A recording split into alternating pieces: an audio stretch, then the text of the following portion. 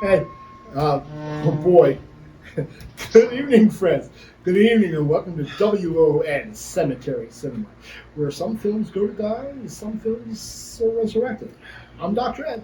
Now I'm the Mad Barbarian, and we're the gatekeepers of this show where we show horror films from the past, present, and future. Stuff that you normally won't see, and you're going to enjoy it because we're going to try to make it better.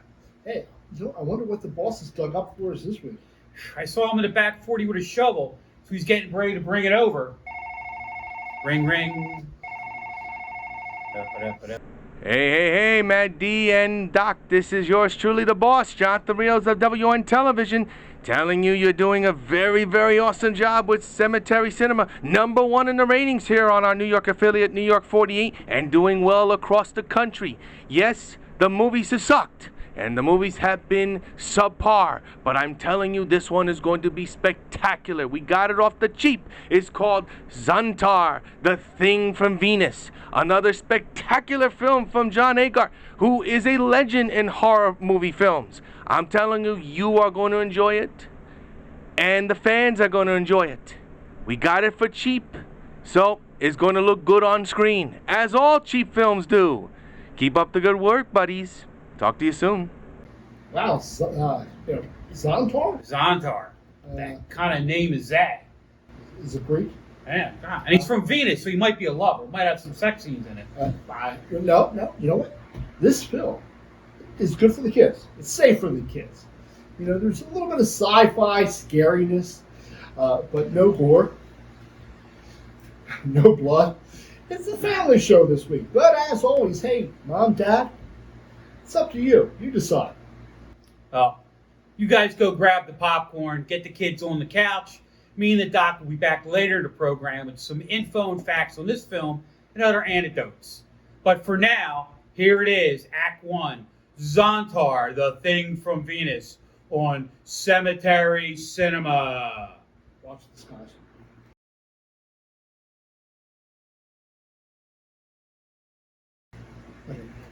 Tonight's film is a sci-fi classic, low-budget 16mm color remake of the infamous, recently deceased Roger Corman.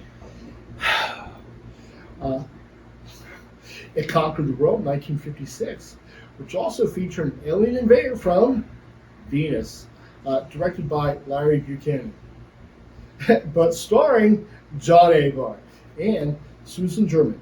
Wow. So the basic plot is the U.S. government sending satellites up, and this alien called Zontar, who's one ugly mother. Shut your mouth. Oh, I'm talking about sonar. Anyway, one of the scientists is getting subliminal messages via some sort of radio. Ham? No, I'm not hungry. And he assists the infamous Zontar to have world domination. Well, at least the little town's residents. The guy shuts off the power, waters, cars, everything except the ones that he takes over and takes over their minds. And he does this thing with this flying bat lobster thingies. Now, this movie was made during the 50s when space sci-fi films, you cut that out, when space sci-fi films were all the rage. And anything with Venus or Mars in the title guaranteed a feature at a drive-in. There were 67 movies with Venus in the title and 32 with Mars. People were crazy about that space stuff. And I'm not talking about the space between your ears, Martin. All right. I'll stop with that bat, man. You know, and hey, I resemble that remark. By the way, for more info on Cemetery Cinema, hey, visit our website, wonnewyork.net. And now, Act 3 of Zontar, The Thing from Venus.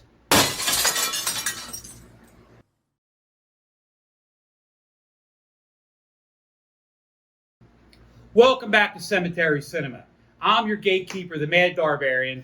Co-host, Dr. Edgar. Hey, this film was released theatrically in America in 1957.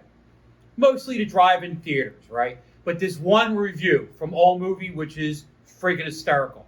Paul Giamatti wrote, for the experienced cult movie watcher, Zontar is a cinematic equivalent of a car accident. An unpleasant spectacle which one cannot look away. And he was right. I kept waiting for it to get better. John Abar, when it was advertised to theaters, the studio, that this is a distinct possibility and could happen. We need to be prepared. You can tell they saved a ton of money on the special effects and makeup. Zontar looks like a greasy trash bag over someone's head. Whatever they had for a budget was way too much for that outcome. I spent more on a can of Spam that was spent on this monstrosity, and yet I couldn't turn it off. I kept saying it has to get better. I was wrong. Yeah, but John Agar, hey, me and Darby will be back to wrap things up. But for right now, here's the final act. Yeah, of Zontar. Thank you, Odin.